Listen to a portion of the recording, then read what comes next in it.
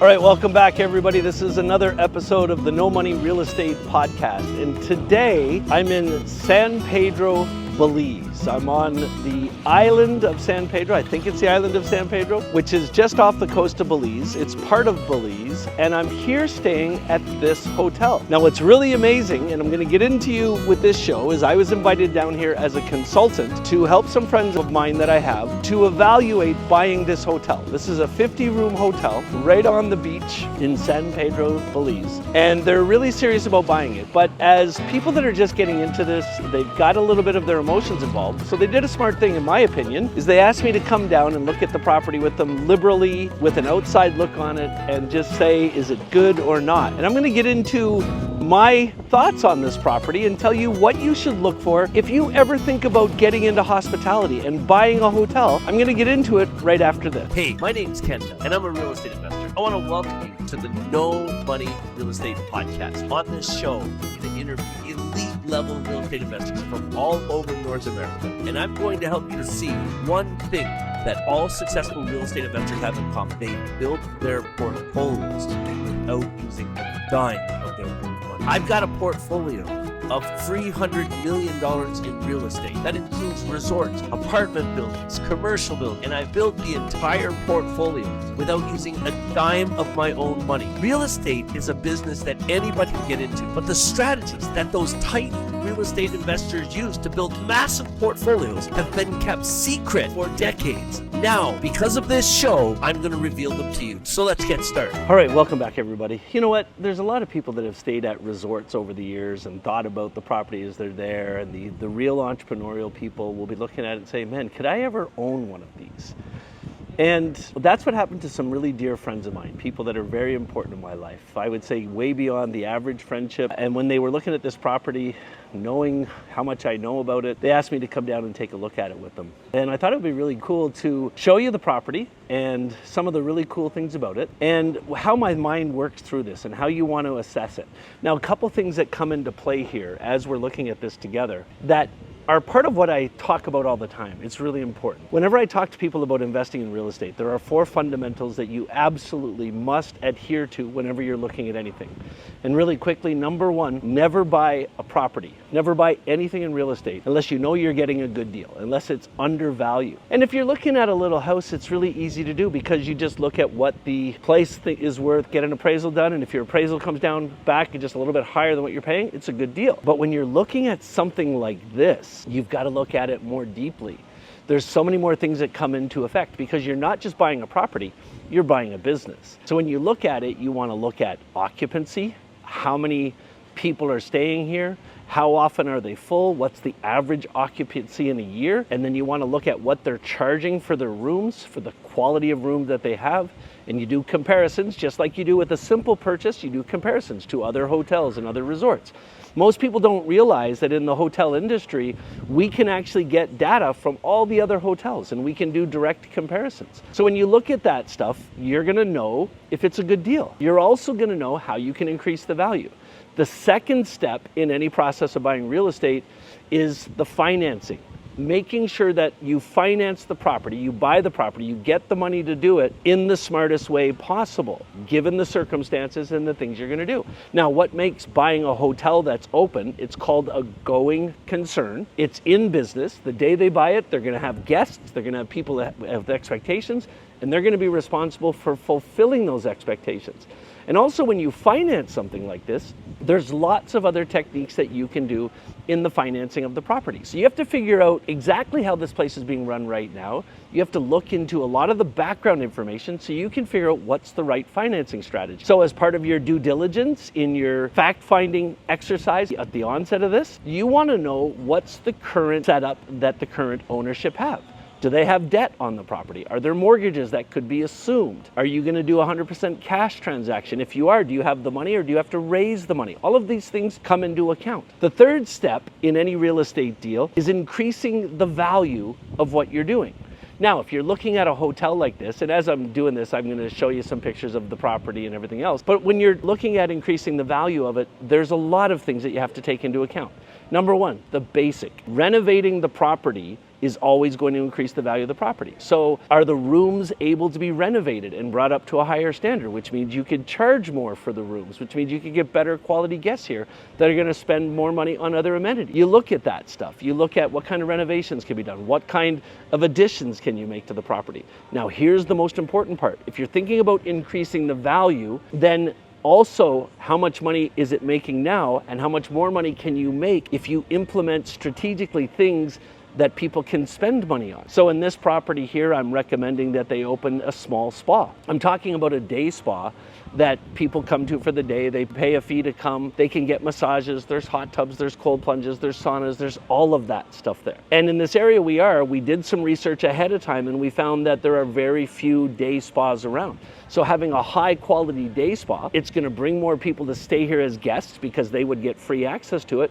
But now, another incredibly important strategic thing, that if you're ever thinking about buying a hotel or getting involved in the hospitality business, that you want to look at, is there the opportunity to make more revenue from the local community around it? We have a project in Napanee, Ontario called the Hay Bay Resort. And when I looked at this property and I saw where it was situated, I realized that if I opened a full service convenience store, I would be providing a service for literally hundreds of homeowners that live within 5 minutes of this property. So that's the type of thing you want to look at, and that's why we decided to do the spa. You want to look at your F&B, your food and beverage. If you're going to build a resort and you're going to get it up to 90% occupancy, F&B, food and beverage, is a hugely important part of that process. If you have control of your F&B systems, if you have the restaurants and things like this, then you can start selling stays at the property that include food and beverage. We've heard of all-inclusives. And when most people think about all-inclusives, they think about like a big, huge resort in the Caribbean that you put the band on and all your drinks and all your food is included.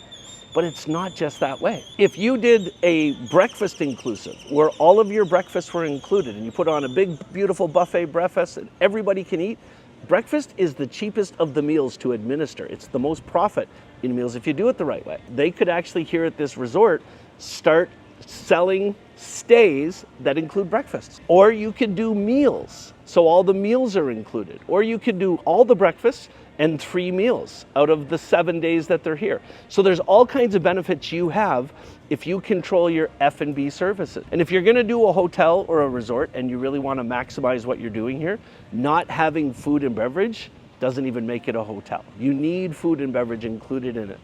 And of course, that's a big part of it. And then the last thing is the exit. When you finance a purchase like this with a business and real estate included, you want to look at finance from 2 different perspectives. You want to look at the initial finance you set up as your acquisition financing.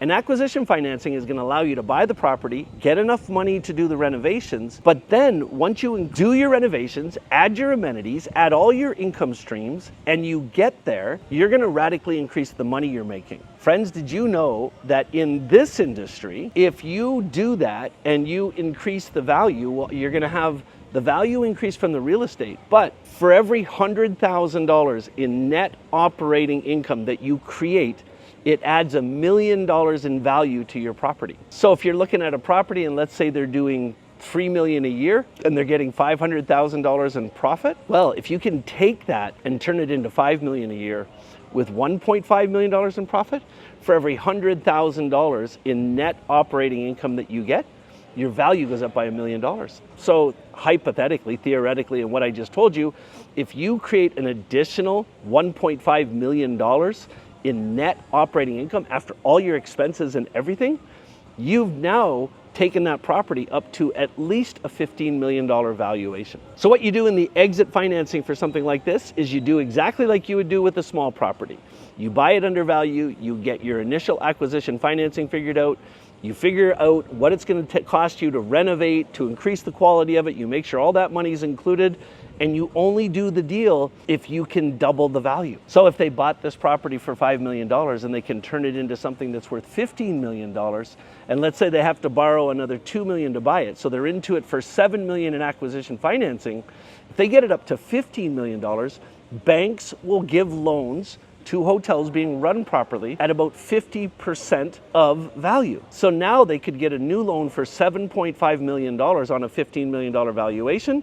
They could pay back all their financing and have an extra $500,000 to put into operating capital to make sure that they have a buffer for everything that they're doing in the future. And it's an unbelievable opportunity. Now, what I love about this place, I think it's kind of like the perfect entry-level property for my friends, simply because of the size of it. It has 38 guest rooms. It's right on the beach. It has a small spa now that they can improve the quality of. It has a full F&B service. So it has a restaurant, it has a kitchen, it has the ability to do room service. And when I looked at the property, I saw that they could actually create a destination retreat service for small and medium-sized companies. Small and medium-sized companies are a massive part of the hospitality industry, running retreat. So they could market to companies in North America that want to bring their management teams or a large part of their employees down and do a corporate retreat at the hotel. The corporate retreat industry in North America is estimated to be worth billions of dollars. And the way it would work is you would sell the whole property to a company for a week, and you'd give them services wrapped around that. On the top floor, they have a beautiful 2-bedroom penthouse. And outside of that 2-bedroom penthouse, there's about 1,500 square feet of space on the roof that would make the greatest entertaining area I've ever seen. It's unbelievable. So you want to look at all that stuff. You want to look at what all of the potential is. So in this place, I'm going to recommend they do move forward with it. I'm going to recommend that they talk about some type of seller financing where the person selling the property helps them out with the initial phase, the acquisition financing. That means they're going to have to build an entire business plan around what they're doing that includes all of their new source of revenue and show that to the owners to convince them to get involved. And that will help it easier for them with less financial headache getting into it. And then they can focus on doing the renovations and increasing the revenue under a certain period of time with a guarantee that once that's there, they'll get new bank loans and they'll pay the owner out. They'll pay the acquisition financing out. It's a really amazing opportunity. And friends, the fact of the matter is, it's like anything. If you want to do well in real estate investing, you have to get great at finding the right properties. And one of the things you can look for, if you're looking at anything in hospitality, small resorts, big resorts, hotels, motels, is look for properties that are owned by the people that created them. Look for owners that are ready to retire. They're going to be more willing to help you with the financing and get the deal done. That's probably my biggest piece of advice for you in this episode. Hey, as I've alluded to in this episode, I am now doing consulting in very, very limited situations.